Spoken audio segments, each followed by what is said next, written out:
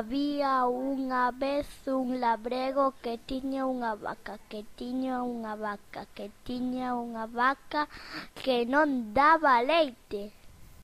A túa avó dame leite, a túa nai dame leite. E ti, condenada vaca? Non, non e non. Día tras día o bon do labrego ordeñaba as súas vaquiñas a ver se Macarena, que era a vaca que non lle daba leite, decidía ao igual que a súa avó e a súa nai traballar, pero nada de nada. Non, non e non. A nai e a avoa insistíanlle para que traballara un pouquichiño, pero Macarena nada de nada. Filla, neta. Non!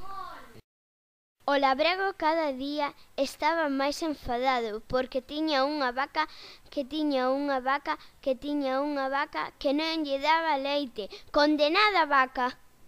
Non quere, non quere, non quere. Moi anosado o labrego decíalle a Macarena: a túa nai dame leite, a túa avoa dame leite, e ti, condenada vaca, hoxe darásme leite? Pero Macarena, nada de nada. Non, non e non. Non quere, non quere, non quere. A súa avoa dame leite, a súa nai dame leite. Esta Macarena, condenada vaca, hoxe darásme leite? E Macarena insistía. Non, non e non. O labrego triste porque Macarena non lle daba leite e non gañaba nada, decidiu ir vendela na feira. Macarena púxose triste e asustada e botou a chorar. Buá, non quero ir. Camiño da feira, o labrego que tiña unha vaca, deulle pena a Macarena e decidiu darlle unha nova oportunidade. Hoxe darásme leite? Macarena púxose moi contenta e díxolle: hoxe, sí, xa non estaredes máis enfadados, ides ver. O labrego púxose moi contento porque Macarena comezou a traballar, pero non daba leite.